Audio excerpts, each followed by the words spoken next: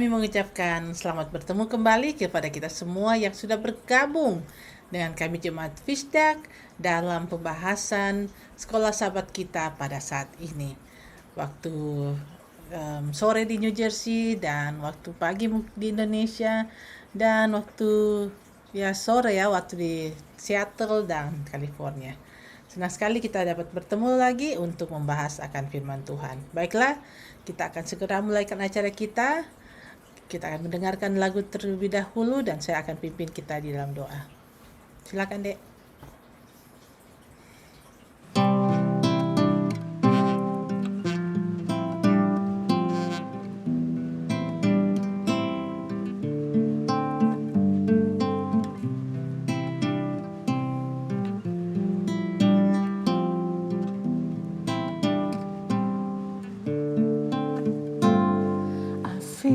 Quite sure if I did my best, I could maybe impress you with tender words and harmony, a clever rhyme or two.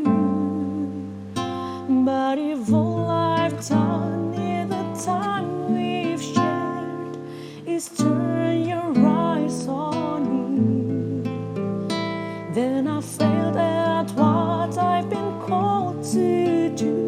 There's someone else I want you to see. Will you love Jesus more when we go our different ways? When this moment is a memory, will you remember His face? Will you look back and realize you sense His love more than you did before? I prayed for nothing less than for you to love Jesus more.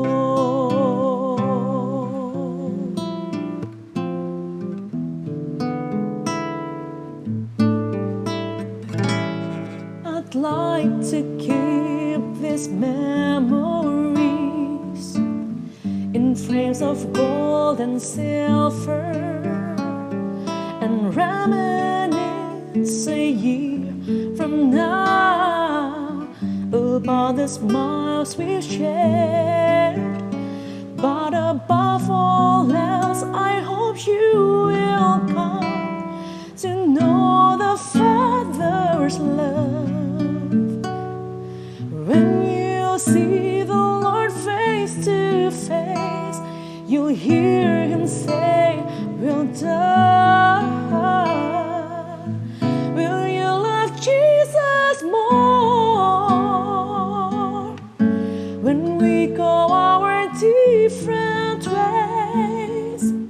When this moment is memory, will you remember His face?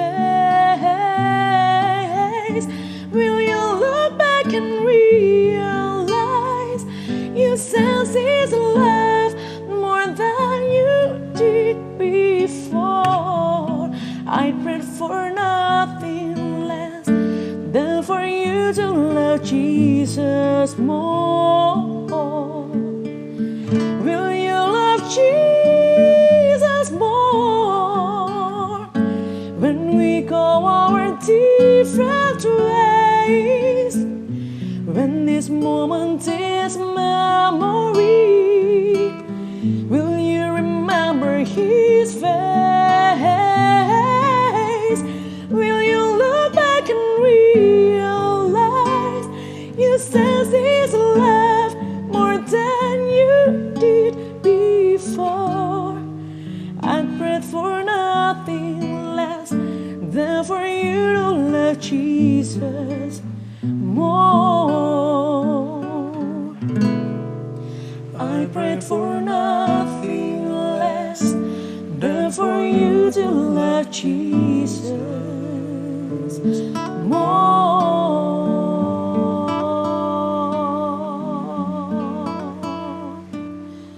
Ooh.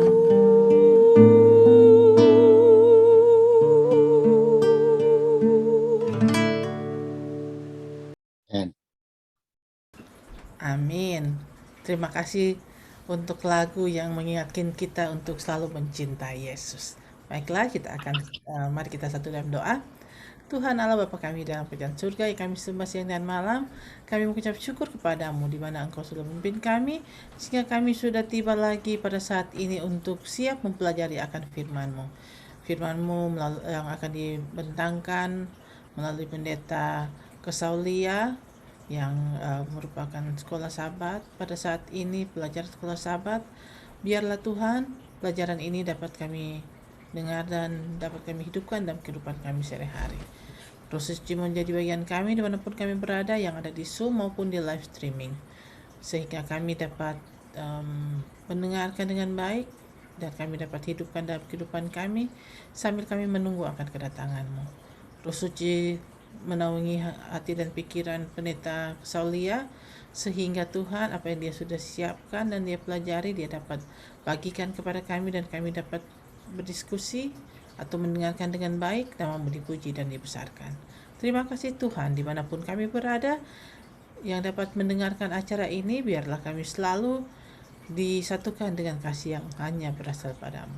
Dengar dan sempurnakan doa kami Tuhan, berkati acara kami dari mulai hingga akhirnya berjalan sesuai dengan kehendak-Mu. Dalam nama Yesus kami telah berdoa dan mengucap syukur. Amin. Baiklah, kita sediakan hati dan pikiran kita untuk mendengarkan pelajaran sekolah sahabat yang akan dibawakan oleh pendeta Kesaulia. Kami persilakan. Terima kasih. Boleh saya minta share screen? Sudah.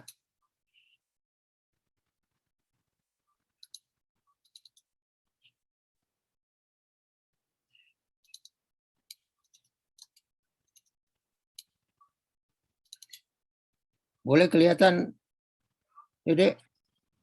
Ya, terima kasih banyak. Pada kesempatan ini kami mengucapkan juga banyak terima kasih kepada pendeta Stephen, juga pendeta Muda Tulus dan seluruh tim yang mempercayakan beberapa pertemuan kita pada beberapa hari yang lalu sampai sekarang. Terima kasih untuk berkat kesehatan Tuhan berikan bagi kita. Kita akan mempelajari pelajaran hari Kamis ini mengenai kehidupan Yakub dan Laban. 26 Mei 2022, Kamis Yakub pergi. Dalam cerita ini, Yakub yang menipu ayahnya dan saudaranya untuk mendapatkan hak kesulungan dan yang mencuri berkat yang dirancang Ishak untuk diberikan kepada putra sulungnya, tetapi pasif terhadap Laban dan melayani dia dengan setia. Jadi Yakub tidak gegabah juga dengan Laban, tapi dia pasif. Dia suruh kerja, dia kerja, suruh tunggu, dia tunggu. Tidak seperti waktu dia merampas itu hak kesulungan dari saudaranya dan mendapatkan berkat yang limpah sampai Esau sendiri menangis, minta kalau boleh ada sisa dari berkat itu. Tetapi hak kesulungan itu sudah lepas dan Esau kehilangan semuanya. Yakub tahu betul bahwa dia telah ditipu oleh ayah mertuanya, ini Laban. Namun dia membiarkan pemikiran itu pergi. Sulit untuk memahami kepasifan Yakub mengingat temperamennya. Yakub bisa saja memberontak atau setidaknya melawan Laban atau tawar-menawar dengannya. Tapi dia tidak melakukannya. Dia hanya melakukan apa yang diminta Laban. Tidak peduli betapa tidak adilnya semua itu. Jadi kalau kita baca ceritanya di dalam buku Kejadian, kelihatannya Laban ini juga bukan saja membayar dia, sekali dia bayar tidak betul.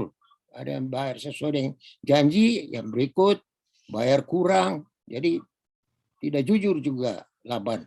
Tapi Yakub tidak ada tawar-menawar situ. Karena memang ada tujuannya di sana. Ya, sementara jatuh cinta kepada Rahel. Namun demikian saat kelahiran putra pertama Rahel, yaitu Yusuf, Yakub akhirnya mencapai tahun ke-14 pelayanan terhadap Laban. Kejadian 30 ayat 30. sebab harta milikmu tidak begitu banyak sebelum aku datang, kata Yakub kepada Laban. Tetapi sekarang telah berkembang dengan sangat dan Tuhan telah memberkati engkau sejak aku berada di sini. Jadi bilakah dapat aku bekerja untuk rumah tanggaku sendiri? Jadi kapan bisa lagi saya bekerja untuk rumah tangga saya sendiri kalau terus-terus bekerja sama Om Laban, ya? Dan Om Laban sering tipu dia punya gaji pembayaran. Bacalah Kejadian 30 ayat 25-32. Setelah Rahel melahirkan Yusuf, berkatalah Yakub kepada Laban, izinkanlah aku pergi, supaya aku pulang ke tempat kelahiranku dan ke negeriku. Berikanlah istri-istriku dan anak-anakku yang menjadi upahku selama aku bekerja padamu, supaya aku pulang, sebab engkau tahu betapa keras aku bekerja padamu. Jadi Yakub bekerja keras betul kepada Laban. Karena memang dia jatuh cinta kepada Rahel dan juga dia perlu hidup. Keluaran 30:27 katakan, tetapi Laban berkata kepadanya, sekiranya aku mendapat kasih-Mu, telah nyata kepadaku bahwa Tuhan memberkati aku karena engkau. Lagi katanya, tentukanlah upahmu yang harus kubayar, maka aku akan memberikannya. Sahut Yakub kepadanya, engkau sendiri tahu bagaimana aku bekerja padamu dan bagaimana keadaan ternakmu dalam penjagaanku. Jadi di sini melihat waktu Laban dengar Yakub minta untuk pulang, dia mau bujuk, ya, dia mau bujuk supaya tinggal dulu supaya dia kuras lagi ini tenaga Yakub sehingga dia makin Laban bisa dapat banyak keuntungan. Sebab harta milikmu tidak begitu banyak, kata Yakub kepada Laban, sebelum aku datang. Tetapi sekarang telah berkembang dengan sangat dan Tuhan telah memberkati engkau sejak aku berada di sini. Jadi, bilakah dapat aku bekerja untuk rumah tanggaku sendiri? Sudah bekerja untuk rumah tanggamu, kapan lagi saya mau bekerja untuk rumah tangga saya sendiri? Kata Laban kepadanya, apakah yang harus kuberikan kepadamu? Jawab Yakub, tidak usah kau berikan apa-apa kepadaku.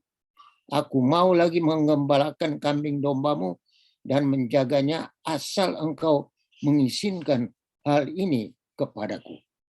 Jadi Yakub ini dia tidak keras kepala, dia sudah mulai belajar lemah lembut, ya, tidak gelojoh seperti pada waktu dia merampas hak kesulungan. Jadi pertanyaannya, apakah yang terjadi di sini? Dan pertimbangan macam apakah yang digunakan Yakub? Jadi dia berlaku jujur saja terhadap Laban. Ya. Dia tidak marah, biar Laban sering-sering potong dia punya gaji, tapi dia bekerja terus. Dan apa tanggapan Laban? Laban memang cari keuntungan betul di situ. Laban suka kalau Yakub masih ada. Nanti sebentar kita ada baca juga ayat mengatakan bahwa selama Yakub ada, kekayaan Laban bertambah-tambah. Namun, mengapakah Yakub tidak meninggalkan Laban lebih awal? Kepatuhan yang tidak wajar dari Yakub menunjukkan bahwa Yakub mungkin telah berubah. Dia telah memahami pelajaran iman. Artinya Yakub menunggu sinyal Tuhan untuk pergi. Hanya ketika Tuhan berbicara kepadanya, Yakub memutuskan untuk bergerak. Jadi dia tunggu sinyal dari Tuhan. Dia tidak mengadakan hal-hal yang gegabah, ya, dengan rencana sendiri, tapi dia tunggu sinyal dari Tuhan. Begitu juga dengan kita, saudara-saudara. Jangan kita, kalau kita mau kemana atau mau beli apa, ya kita berdoa, tunggu sinyal. Kalau belum cukup uang, jangan dulu dipaksakan. Seperti di Indonesia, kalau tahun baru begitu, semua harus baru. Baju baru, sepatu baru, lonceng tangan baru, kacamata baru, semua baru. Itu baru bilang tahun baru. Tapi tidak bisa dipaksakan kalau kita tidak cukup, ya, penghasilan untuk itu. Tunggu sinyal dari Tuhan. Dan Tuhan menyatakan dirinya kepada Yakub, Allah yang di Betel itu, dan memerintahkan Yakub untuk meninggalkan rumah Laban, pulang ke negeri sanak saudaramu. Kejadian 31 ayat 13. Akulah Allah yang di Betel itu, di mana engkau mengurapi tugu dan di mana engkau bernazar kepadaku. Maka sekarang bersiaplah engkau, pergilah dari negeri ini dan pulanglah ke negeri sanak saudaramu. Ini sinyal dari Tuhan. Boleh pulang sekarang. Dan Yakub orang yang sabar.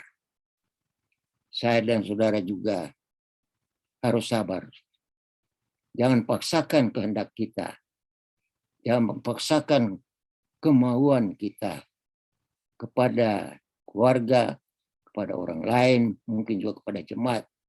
Beristimewa kita paksakan kemauan kita kepada Tuhan. Nah, ini sangat berbahaya.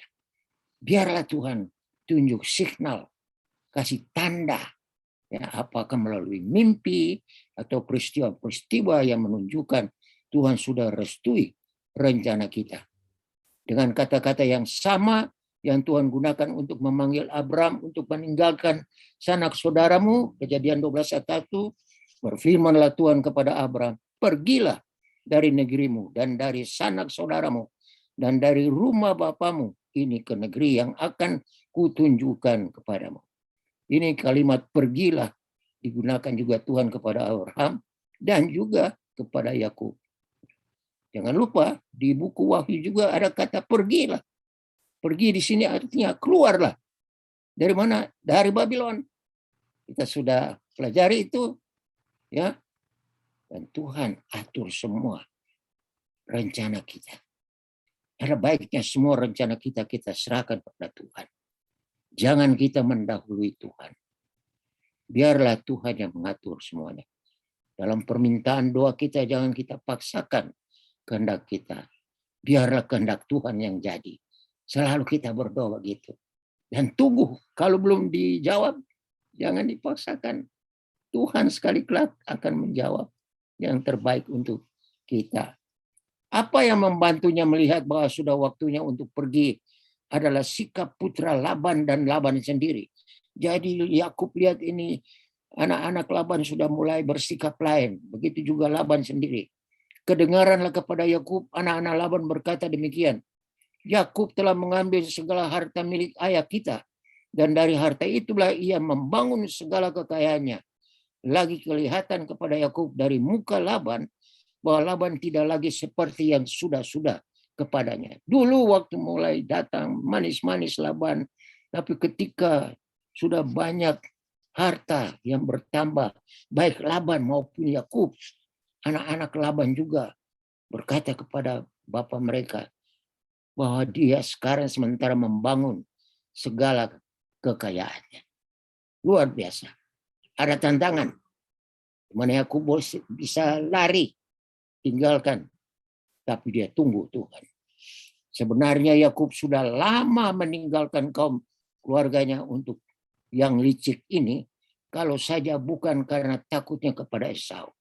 Sekarang ia merasa bahwa ia ada dalam bahaya dari anak-anak Laban yang karena ingin menguasai harta miliknya, mungkin akan berusaha untuk merebutnya dengan jalan kekerasan.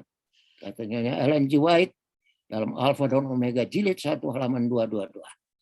Jadi Tuhan, Yakub tahu itu. Dia sebenarnya sudah mesti pergi. Tapi dia juga masih takut sama Esau. Namun, dia tunggu juga signal dari Tuhan. Sinyal dari Tuhan. Oleh karena itu, dia mengambil keluarga dan harta miliknya. Dan pergi dengan demikian memulai fase lain dalam kisah agung umat perjanjian Allah. Pelajaran sekolah sahabat kita menunjukkan kepada kita bahwa kehidupan Yakub yang turun naik itu pada akhirnya menjadi satu kehidupan yang betul-betul direstui Tuhan. Dia memulai satu fase lain dalam kisah agung umat perjanjian Allah. Dia menjadi kepala, ya, menjadi pusat perhatian Tuhan bahwa dari Yakublah akan terpancar bangsa Israel, umat Tuhan yang dijanjikan kepada Abraham rupanya. Sedikit pengalaman kami mengenai bagaimana keluarga kami menerima kabaran ini. Ini adalah pantai laut di desa kami, Desa Sirisori Pulau Saparua. Ini ibu kota Saparuanya. Jadi pesona alam di sana luar biasa, saudara. Ya, kita rindu kalau turun mancing ikan, berenang, seperti naik perahu zaman-zaman dulu ini. Luar biasa, olahraga sekaligus mendapat ikan. Ya, inilah tempat di mana kami tinggal, pulau di mana kami tinggal. Nah, saya mau ceritakan dulu ketika Pekabaran masuk di desa kita, di desa Sirisori namanya. Nanti sebentar saya kasih tunjuk dia punya peta. Yang masuk di desa kita bahwa Pekabaran ialah Pendeta Samuel Rantung. Kalau saya tidak salah, beliau adalah om dari Pendeta Alex Rantung. Kira-kira begitu Pendeta Rantung? Ya. Jadi Pendeta Samuel Rantung ini, dia kemana-mana. Mulai dari Minahasa, Manado, turun ke Makassar, lalu terus ke Ambon. Di Ambon dia bertemu dengan seorang yang juga rindu kepada kebenaran. Namanya Saudara De Freitas. Lalu Saudara De Freitas ini orang Saparua. Orang di pulau yang itu pulau kita. Kalau saudara lihat di sini, ini yang besar ini Pulau Ambon, yang di tengah ini Pulau Haruku, lalu Pulau Saparua ini yang kecil ini, yang kelihatan seperti huruf N, dan di atas yang ketutup itu Pulau Serak. Dan ini desa pulau ibu kota Saparua. Jadi Saudara De Freitas ini orang Saparua membawa Pendeta Samuel ke Saparua. Dan dia dengar bahwa ada orang di kampung kami itu namanya Sirisori Serani, suka mau mendengar Pekabaran. Itulah keluarga Liklikwatil. Ya. Mengundang beliau juga datang ke kampung. Dan ini didengar oleh opa saya. Opa saya itu dia tentara Marsosia dulu di Aceh. Dan juga opa dari papa saya. Ya. Ini opa dari mama juga. Yang jadi Marsosia, opa dari papa saya. Punya adik namanya Cornelis Kesolya. Opa dari mama, Yeremias Kesol, Tua Mulia, dan papa dari Pendeta Manase Pati ialah Saudara Pati, Rudolf Pati. Jadi mereka tiga ini dengar pendeta semua mau datang, bilang, cegat, nggak boleh masuk desa dia. Kalau perlu kita bunuh dia. Jadi satu malam mereka dengar bahwa malam itu akan datang ke kampung kami Pendeta Samuel Rantung, dan karena beliau ini pakai baju putih mulai dari baju, celana sampai sepatu putih zaman Belanda dulu. Jadi mereka kasih nama beliau Si Putih. Jadi sebelum masuk desa kita ada satu jalan lurus. Di jalan lurus itulah di ujung desa dekat jembatan mereka bertiga sembunyi.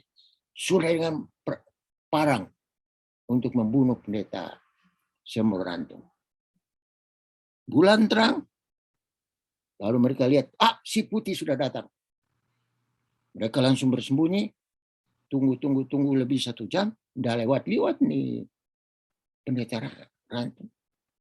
Lalu mereka pulang, ayo kita pulang. Beliau barangkali sudah pulang kembali ke kota Saparua. Pada waktu mereka tiga pulang, mereka liwat rumah dari keluarga Liklikwatil dan dengar Pekabaran dari Pendeta Samuel Rantung. Mereka dengar. Lalu mereka pulang. Besok malam mereka atur lagi. Kita datang dengar lagi. Tapi di luar rumah, lewat dinding saja. 3 malam mendengar di luar dinding. Akhirnya malam keempat mereka 3 masuk di dalam. Dan dari situlah menjadi pusat Pekabaran Advent masuk di dalam desa kita. Dan luar biasa saudara-saudara, Pekabaran ini pun membawa berkat yang besar bagi desa kami. Desa kami ini desa Sirisori, ada di sini saudara. Ini Tanjung yang lagu Ulat di sini. Dari desa yang kecil sini saja ada Sekarang ada 12 pendeta gereja Masehi Advent hari ke-7 dari desa kecilnya yang didatangi oleh pendeta Samuel Rantung. Pekabaran dimulai di situ. Lalu opa saya, opa dari Pit, dan papa dari pendeta Pati ikut. Akhirnya menjadi satu gereja yang kecil. Walaupun sekitar 20 anggotanya, tapi luar biasa. Setia betul kepada Tuhan. Nah, sekarang cerita berpindah. Itu pekabaran masuk di desa kita. Nah, ketika kami selesai tamat dari sekolah perawat Advent di Bandung, Rumah Sakit Advent Bandung, kami dan Ibu Kesolya dipercayakan untuk membuka klinik di Kota Ambon. Ketua daerah waktu itu adalah Pendeta Manase Pati. Jadi pada waktu kami ke sana buka klinik, ada kepala kantor agama di desa ini yang bernama Bapak Latumeten. Beliau ini yang keluarkan izin untuk mengadakan KKR dimanapun. Bukan polisi. Beliau keluarkan izin, baru polisi dia suruh jaga. Jadi pada waktu kami berteman dengan Bapak Latumeten, dia katakan, Pak Solya, di desa kami belum pernah dengar pekabaran Advent. Bagaimana kalau bikin KKR di sana? Oh ya, boleh. Jadi pada waktu kami bikin KKR baru malam pertama, dari tua-tua gereja setempat sudah bilang, besok enggak usah bikin lagi. Enggak boleh, berani bikin kita akan bergerak. Tapi kami besok malam datang lagi. Akhirnya pada hari yang ketiga, kami dipanggil oleh kepala sektor kepolisian. Ini dia punya kantor di desa itu. Dipanggil menghadap dia. Ini yang ini adalah tempat di mana kita berapat, sedangkan kantor Kapolsek ada di sini. Jadi dia panggil saya dan saya yang datang ke kantor itu dengan saudara Freddy Lasus. Saudara Freddy Lasus ini orangnya kecil saja. Kecil sampai dengan lehernya juga kecil, saudara.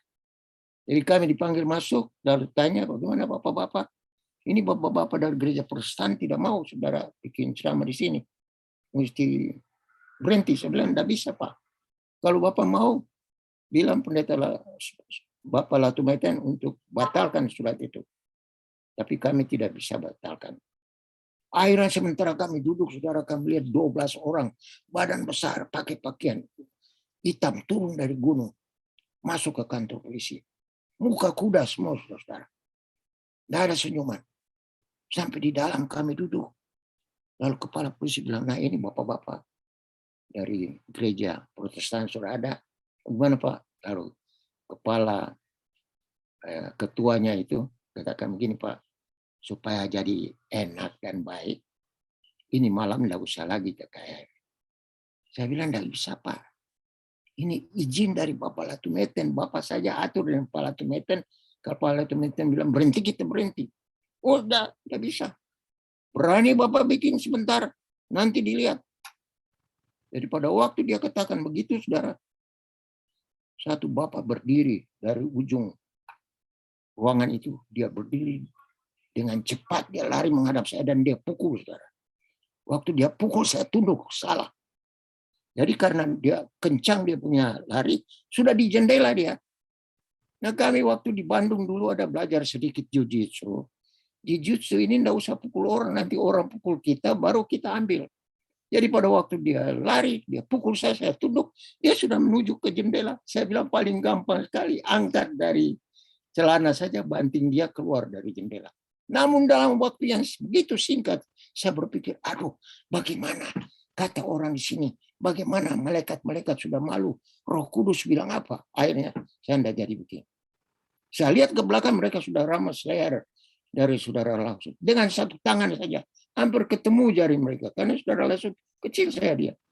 Akhirnya saya peluk saudara Langsung dan kita dibawa ke kantor. Lalu berunding, semua harus berangkat ke Kota Ambon, bicara dengan Kapolres di Ambon. Jadi kita berangkat naik mobilnya Kapolsek, mereka 2 utusan dari gereja itu ikut. Kami dan saudara Lasu juga ada di mobil. Mereka hendak senyum, kita juga hendak senyum, saudara. Karena gereja Advent adalah gereja yang sah di Indonesia. Sampai di Ambon, Kapolres tanya, kenapa ini? Oh Pak, hormat Pak, ini gereja Advent mau bikin KKR di desa kita. Hah? Siapa tuh Advent? Advent itu Kristen Pak. Desa saudara Kristen juga Pak. Jadi Anda larang, tidak boleh masuk. Tidak boleh Pak. Kapolres bilang, ini saya ini Islam. Gimana kalau saya larang orang Kristen tidak boleh datang ke tempat saya? Sekarang Kapolsek ceramah Advent dibikin di kantor Anda. Hormat Pak, siap laksanakan. Kami berceramah di situ saudara. Dan luar biasa, batu dan lain-lain. Bukan dia lempar di mobil di kantornya, tapi dia lempar kami di mobil. Ini kantor Kapolsek itu ada masih sampai sekarang. Nah, setelah ceramah saudara-saudara, sebelum ceramah ada 2 orang suami istri, bapak lekat pempesi dan istrinya. Advent, tiap Sabat pergi ke Ambon, itu sekitar 15 km dari kampung ini.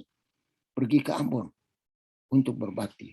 Tapi sekarang, setelah KKR itu selesai, dengan aniaya yang ada, sudah berdiri sebuah gereja kecil, saudara, dengan berkat Tuhan, dengan sekitar 30-an anggota di sana.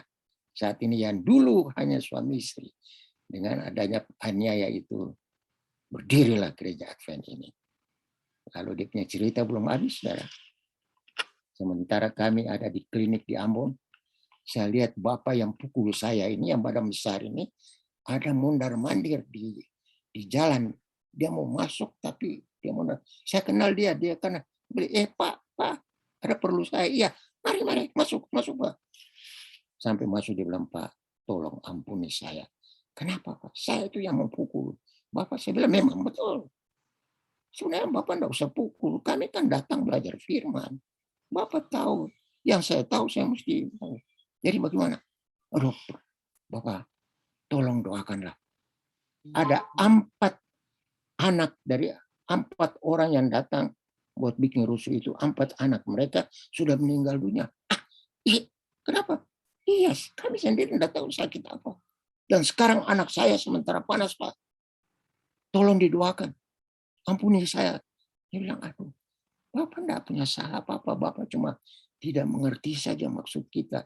Jadi saya berdoa untuk Bapak ini. Anaknya sembuh. Kemudian 2 minggu kemudian dengar. Itu polisi meninggal dunia. Minum mabuk dia untuk hari ulang tahunnya. Dan mati. Dia yang kerja sama dengan tua-tua jemaat untuk larang kita ke sana. Saudara, kita jangan gegabah. Jangan cepat-cepat mau balas. Yakub pada waktu dia belum berangkat, dia cepat sekali, bertindak cepat. Tapi setelah dia bekerja dengan Laban, dia tahu. Dan Tuhan pimpin dia untuk sabar. Tunggu sinyal dari Tuhan. Namun mengapakah Yakub tidak meninggalkan Laban lebih awal? Kepatuhan yang tidak wajar dari Yakub menunjukkan bahwa Yakub mungkin telah berubah. Dia telah memahami pelajaran iman. Artinya Yakub menunggu sinyal Tuhan. Dia tunggu sinyal Tuhan untuk pergi. Hanya ketika Tuhan berbicara kepadanya, Yakub memutuskan untuk bergerak. Ini sikap Yakub setelah dia bertobat. Dia tunggu, dia tidak mau bertindak sendirian seperti sebelumnya. Begitupun saya dan saudara, ada hal-hal yang mungkin kita mau bertindak di gereja dan lain-lain, mau marah seorang anggota, marah kepada pendeta juga. Pernah ada satu anggota tidak mengembalikan perpuluhan, kami lawat dia. Bagaimana perpuluhan sudah lebih 1 tahun? Ada di lemari, saya taruh, tapi kasih pindah dulu pendeta dari jemaat kita ini baru saya kasih saudara. Enggak tahu ada atau enggak. Kita enggak bisa begitu. Setia, ya, tunggu sinyal Tuhan. Yang Tuhan punya kasih buat Tuhan. Jangan ditahan-tahan itu. Ini terdapat dalam buku Ya, sejarah para nabi. Tuhan menyatakan dirinya kepada Yakub, Allah yang di Betel itu, dan memerintahkan Yakub untuk meninggalkan rumah Laban, pulang ke negeri sanak saudaranya. Kejadian 31:13, akulah Allah yang di Betel itu, di mana engkau mengurapi tugu dan di mana engkau bernazar kepadaku. Maka sekarang bersiaplah engkau, pergilah dari negeri ini dan pulanglah ke negeri sanak saudaramu. Izin Tuhan sekarang berangkat. Kalau tinggal lama-lama di sini, kamu akan bisa saja berkelahi dengan Laban. Berangkat sekarang. Dan karena Yakub sudah berubah, dia ambil keluarganya dan dia berangkat. Ada satu pelajaran yang baik sekali yang kita dapat dari pelajaran Yakub di sini, bahwa kita harus sabar. Tunda rencana kita sebelum mendapat signal dari Tuhan. Dan jangan balas dendam. Orang pukul kita, lempar mobil kita sampai hancur karena cuma enggak usah balas. Sebab pada waktu anggota gereja di Ambon dengar itu, dia bilang, pendeta kenapa enggak bilang sama kami? Kami berangkat satu truk dengan parang, kita mau hantam. Oh jangan, saya bilang jangan, ini kebenaran Tuhan. Mempermalukan Tuhan itu. Dan kita harus tabah. Tunggu. Jangan tergesa-gesa. Banyak berdoa. Nanti Tuhan kasih tunjuk jalan. Kalau mau beli mobil baru, belum ada duit, jangan tergesa-gesa. Berdoa. Nanti Tuhan tunjuk jalan. Yang tadinya mau beli satu, jadinya beli dua. Karena Tuhan suruh buka jalan. Ya, itu cuma ilustrasi. Jadi apapun yang kita lakukan, saudara-saudara, sabar. Biar orang marah sama kita. Ya, kita sabar. Sebagai pendeta, saudara-saudara, kita banyak dapat tantangan dari umat. Tapi pendeta itu sabar. Jangan balas dan juga jangan balas dendam. Tidak boleh. Tabah di dalam tugas dan tanggung jawab kita. Tunggu sinyal dari Tuhan. Kita ini sudah ditebus oleh Yesus. Karena di dalam Roma pasal 3 ayat 16 katakan bahwa upah dosa itulah maut, tetapi karunia Allah ialah hidup yang kekal. Dosa membuat saya dan saudara mati kekal. Tetapi Yesus yang punya hidup kekal, mati kekal ganti kita, baru kita terlepas dari dosa. Karena Yesus punya hidup kekal. Sama seperti kalau saya pinjam dari Pak Abe ada di sini, $100. Mau ke Indonesia, tekor $100. Pak Abe pinjam dulu $100, saya mau ke Indonesia. Dia bilang, boleh pendeta, dia cabut, dia kasih 100. Mau tambah lagi pendeta, Anda Pak, cuma 100 saja. Kira-kira begitulah. Jadi pada waktu saya kembali dari Indonesia, saya bawa duit. Bawanya 100.000. Saya datang sama Pak Abe, kalau Pak Abe ini 100.000 Indonesia. Oh, pendeta pinjamkan $100. Ya pokoknya ada bunyi 100. Tapi nilainya tidak sama pendeta. Saya sadar. Nilai yang $100 itu ialah seharusnya $1.500.000. Nilai keselamatan kita, nilai hidup kekal harus dibayar oleh hidup kekal dari Yesus Kristus. Malaikat sendiri tidak bisa. Hanya pencipta saja yang bisa selamatkan saya dan saudara dari kematian kekal. Kita harus lebih setia kepada Tuhan. Semakin dekat dengan Tuhan. Rajin-rajinlah ke gereja.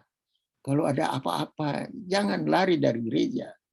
Gereja itu tempat pelatihan untuk iman kita semakin kuat. Kalau ada terjadi di jemaat Anda, lalu Anda pindah gereja lain, sedangkan masalah belum selesai, bagaimana nih dia? Problem tidak selesai, sudah pindah. Catatan di surga masih ada. Tuhan Yesus katakan di dalam Matius pasal 5, kalau Anda ada yang mau bayar bawa persembahan, tapi dia teringat saudaranya ada salah, dia taruh itu persembahan, dia pergi dulu, bikin betul, sedang persembahan saya Tuhan tidak terima. Kalau kita lagi tidak betul dengan saudara kita. Tuhan itu baik. Dan Tuhan selalu ingatkan saya dan saudara, jangan balas. Jangan balas dendam. Tunggu sinyal dari Tuhan. Terakhir, Yesus Kristus. Tidak ada oknum yang lain yang boleh lepaskan saya dan saudara dari kematian kekal. Yesus Kristus yang saya dan saudara sembah, doakan, berdoa tiap saat untuk mendapatkan berkat Tuhan. Ini kenapa dia tidak jalan? Oke. Ya. Inilah Tuhan Yesus yang tergantung di salib, mati kekal, ganti kematian kekal kita. Kita tidak perlu mati kekal.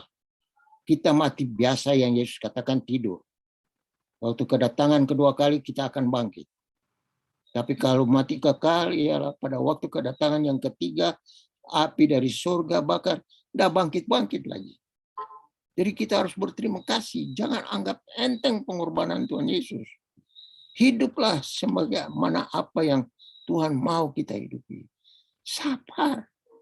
Jangan cepat-cepat balas dendam. Setia. Ya.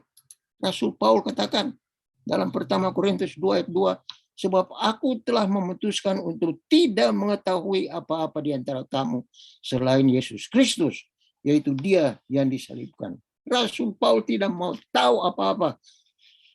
Harta benda orang Korintus, Rasul Paul tidak mau tahu. Biar kaya lagi. Begitu juga dengan kita sekarang. Mungkin kita banyak duit, banyak mobil, dan lain-lain. Rasul Paul tidak perlu tahu itu. Yang Rasul Paul mau tahu ialah Yesus Kristus yang ada di dalam kita. Dia yang disalibkan untuk keselamatan saya dan saudara. Semoga dengan pekabaran singkat ini menolong kita semua menghargai akan pengorbanan Yesus tersebut. Dan Tuhan kiranya memberkati kita, memberkati saudara-saudara sekalian. Bila mana kita selesai, jangan lupa baku telepon, ya, saling mengasihi satu sama lain. Terima kasih Tuhan untuk kesempatan yang baik ini, dan terima kasih juga saudara-saudara. Kita boleh berjumpa dan belajar sedikit dari firman Tuhan. Tuhan kiranya memberkati kita semua, merupakan doa dan pengharapan kami. Amin. Amin, Pendeta. Terima kasih untuk pembahasan yang kita sudah dengarkan bersama. Mungkin ada tambahan atau pertanyaan, kami persilakan.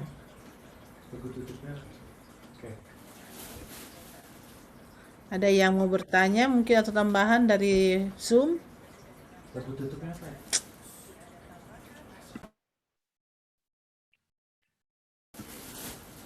Pendeta Alex Ranto mungkin? Ingin menyampaikan terima kasih pekabaran yang sangat indah, karena pengalaman-pengalaman disampaikan Pendeta Kesulia, kami juga mengalami banyak hal yang sama, dan miracles, keajaiban terjadi oleh karena penyerahan diri kita kepada Tuhan. Thank you pekabarannya. Amin, Pendeta. Terima kasih. Puji Tuhan, Pendeta. Sini ada pertanyaan, Pendeta. Bagaimana cara supaya hidup sabar? Bagaimana lah hidup sabar? Kalau saya memang pada waktu masih muda itu kan tidak terlalu sabar. Rupanya sudah mesti cepat tua supaya cepat sabar. Tapi bukannya itu maksud saya. Kita berdoa. Minta Tuhan tolong kita supaya ada kesabaran. Bayangkan Yesus kalau tidak sabar, Yesus turun dari kayu salib, apa jadi bagi saya dan saudara? Yesus sabar menanggung penderitaan. Tidak ada kematian yang begitu menyiksa seperti kematian Yesus Kristus. Ada orang bunuh diri, boleh ditabrak mobil, boleh terjun dari jembatan, tapi membunuh diri untuk disalib. Tidak bisa orang salibkan diri sendiri. Mesti orang lain yang salibkan kita, baru kita mati. Dan Yesus serahkan diri. Salibkan. Begitu sabarnya Tuhan Yesus. Kita hanya bisa dapatkan itu melalui banyak berdoa dan penyerahan. Semoga Tuhan memberkati kita. Terima kasih. Terima kasih Pendeta. Masih ada lagi yang dari Zoom atau yang dari live streaming, Dek? Tidak ada tambahan Kak dari live stream. Oke. Baiklah, kalau sudah tidak ada, kita akan masuk pada doa dan kesaksian. Jika ada hal-hal yang kita akan saksikan untuk kita doakan bersama, kami persilakan. Yain, Ya. kemarin tante sudah dioperasi mata. Oh, oke. Tadi ke dokter ada dibuka tuh perban. Jadi masih tunggu penyembuhan, agak masih sakit tapi mesti dipakai tetes mata. Oh iya, tetap kita Jadi, doakan. Jadi operasi mata ini bukan katarak tapi dia punya lensa. Oh. Lensanya kalau katarak dikupas, tapi ini lensa yang di biji mata itu. Jadi sangat bahaya juga. Karena dokter bilang risikonya bisa buta. Ya. Tapi pertolongan Tuhan soleh baik-baik ya. Iya. Makasih. Ada lagi yang kita akan doakan?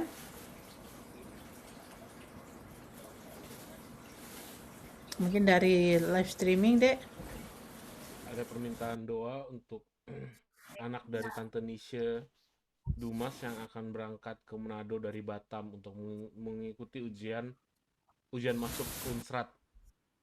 Oh, oke.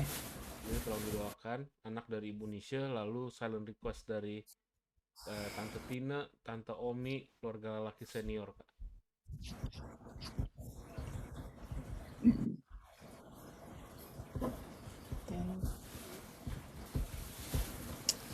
Ya. Masih ada lagi?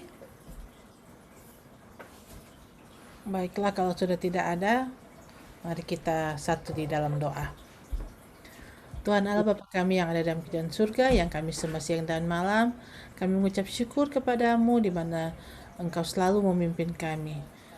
Engkau selalu menuntun dan memimpin kami hingga kami telah mendengarkan firman-Mu yang begitu indah, di mana kami selalu harus sabar dan menunggu akan waktu Tuhan, di mana Tuhan akan menentukan waktu yang terbaik untuk kami.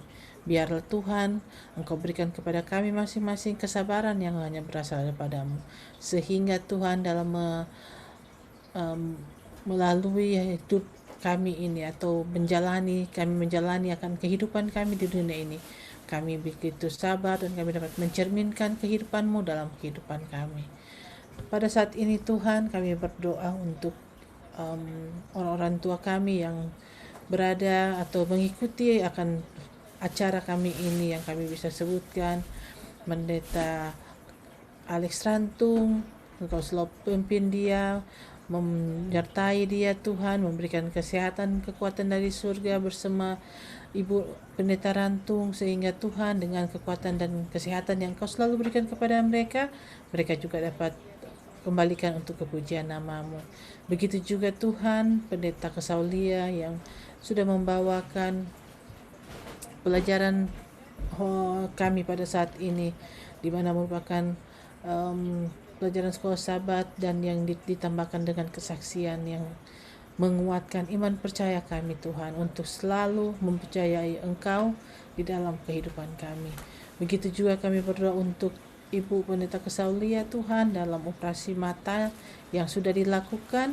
Biarlah Tuhan Engkau dapat menolong, Engkau dapat memberikan yang terbaik, sehingga Tuhan hasilnya dapat diterima atau hasil yang sudah operasi mendapatkan hasil yang terbaik untuk kepujian dan kebesaran nama-Mu. Pendeta Stephen Rantung juga dan keluarga Tuhan selalu berkati mereka, tambahkan kekuatan kesehatan dari surga, sehingga Tuhan mereka selalu juga dapat memuji dan besarkan nama-Mu dengan berkat yang Kau selalu berikan kepada mereka. Dimanapun mereka berada Tuhan saat ini dalam vacation mereka, biarlah Engkau selalu menuntun dan menjaga mereka.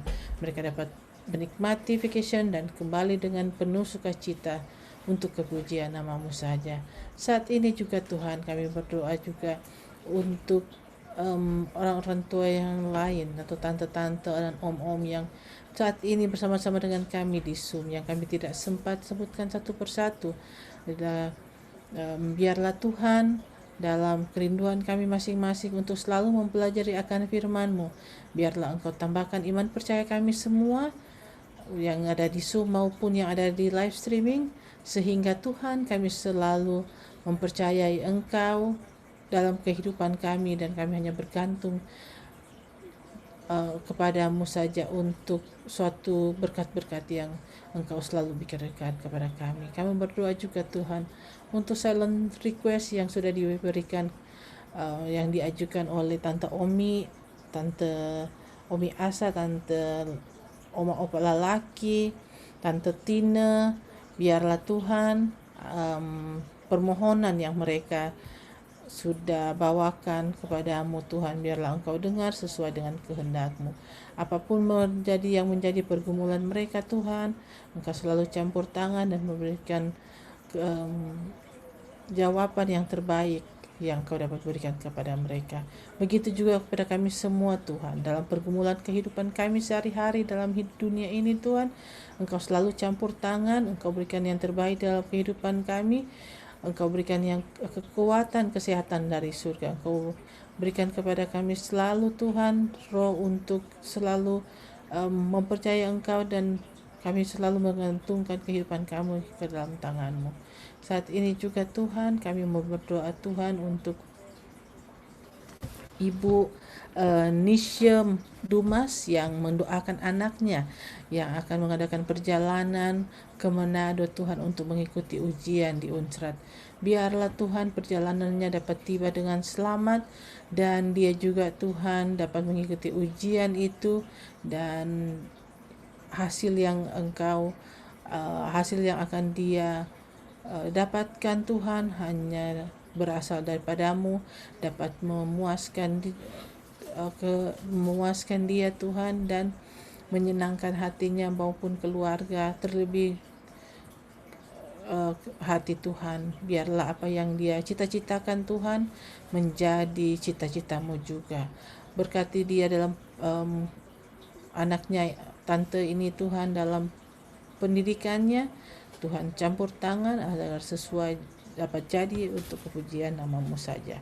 Terima kasih Tuhan untuk selalu menjawab doa kami. Kami juga berdoa Tuhan untuk saudara-saudara kami yang sakit, terutama pada saat ini kami mendoakan Tante Cici Tuhan. Biarlah Engkau berikan kekuatan kesehatan selalu daripada-Mu, berikan kepadanya selalu kekuatan, ketenangan hati, berikan kepadanya penghiburan dan kedamaian hatinya, sehingga Tuhan dalam melewati akan perjuangan dari penyakit ini dia dapat menang, nama-Mu dipuji dan dibesarkan. Kak Jane juga Tuhan dalam rencana operasi pada hari Senin mendatang, biarlah Tuhan Engkau selalu campur tangan sehingga operasi yang akan dijalankan berjalan sesuai dengan kehendak-Mu. Saudara-saudara kami juga yang sakit, yang kami tidak bisa sebutkan satu persatu, biarlah Tuhan kesehatan yang hanya berasal daripada-Mu, dokter maupun suster maupun keluarga yang menolong mereka. Engkau juga berikan hikmat akal budi dari surga, sehingga dalam proses kesembuhan ini mereka selalu dapat hanya berasal dari Engkau kesehatan itu, dan mereka dapat sembuh, nama-Mu dipuji dan dibesarkan. Terima kasih Tuhan untuk mendengar dan menjawab doa kami. Jika ada yang kurang Tuhan atau yang terlewatkan, nanti tim doa dari Fisdak akan selalu mendoakan akan permohonan doa yang sudah dikatakan. Kami juga tidak lupa juga Tuhan mendoakan Kak Mei Ringkuangan Tirok yang berhari ulang tahun pada saat ini. Tuhan berikan kepada dia umur panjang. Engkau telah tambahkan lagi kepadanya 1 hari dalam kehidupannya. Biarlah Tuhan Engkau selalu memimpin menolong dia, sehingga dia dapat bersuka-suka atas berkat-berkat ketambahan umur yang Engkau selalu berikan kepadanya. Berkati keluarganya, berkati anak-anaknya. Tuhan selalu menjaga mereka agar Tuhan nama-Mu dipuji dan dibesarkan dalam keluarga ini Tuhan. Terima kasih Tuhan, Kau selalu mendengar dan menjawabkan doa kami. Berkati kami semua, berkat-Mu menjadi bagian kami. Ini doa dan harapan kami dalam nama Yesus. Kami telah doa dan mengucap syukur. Amin. Baiklah, terima kasih. Kita sudah tiba pada penghujung acara kita. Dan kita akan bertemu kembali pada besok malam dalam pembahasan sekolah Sabat yang akan dipimpin oleh Pendeta Muda Tulus Nainggolan. Terima kasih sudah bersama-sama dengan Jemaat Fisdak. Tuhan memberkati kita semua. Terima kasih. Terima kasih Pendeta. Ya, terima kasih banyak.